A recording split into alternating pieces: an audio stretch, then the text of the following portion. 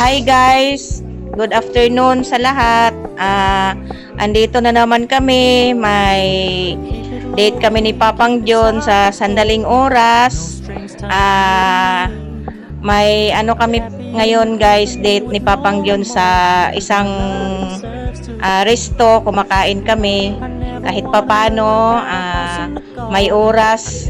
Dapat kailangan tayong mga may asawa, kailangan natin na magkaroon din tayo ng konting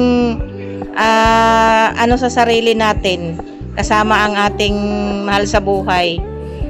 Labas-labas din pag may time, kain sa labas, ride konti.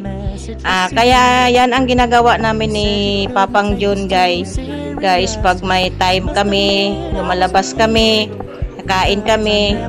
Then yun yung way namin na pangpawala sa pagod at sa stress sa Manila. Pupunta kami sa bundok, mag-ride, then kain sa labas.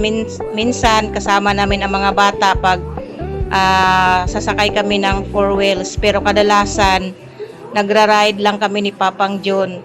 Yan yung trip namin ni Papang John. Dahil matanda na, kailangan natin ng pang-recharge sa katawan.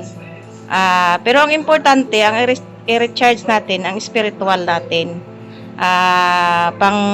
Pangalawa na lang yung mga natin, mga plano sa buhay natin na lumalabas tayo kasama ang pamilya. Ako guys, pag na-stress ako, gusto ko mag-ride. Kasi pag nag-ride kami ni Papang John, andun na yung kumakain kami ng prutas, then kakain kami sa masarap na kainan. Yun yung pampawala ko ng stress. Then makikita ko yung mga view ng bundok. Then ayun, nare-refresh ako. Pag uwi ko, na naman yung utak ko, nare-refresh na naman.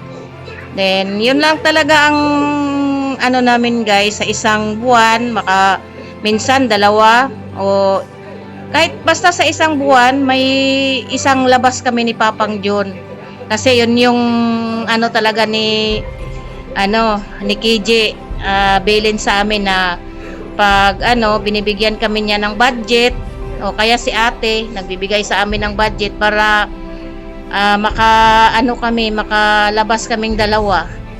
Hindi lang puro trabaho sa bahay, kasi nakakaboring din pag lagi lang nasa bahay. Kaya nagrereklamo ako minsan na gusto kong pumunta sa bundok. Ayoko sa ibang lugar guys, sa bundok. Tingnan mo ang mga view, ang ganda. Yan yung view ng kinainan namin guys, ang ganda. Yung tinitingnan mo pa lang yung mga puno na nagsipag sa hangin. Parang nare-refresh ka talaga. Maaalala mo yung mga nakaraan. Ityos lang. Ayan guys, dito kami kumakain pala.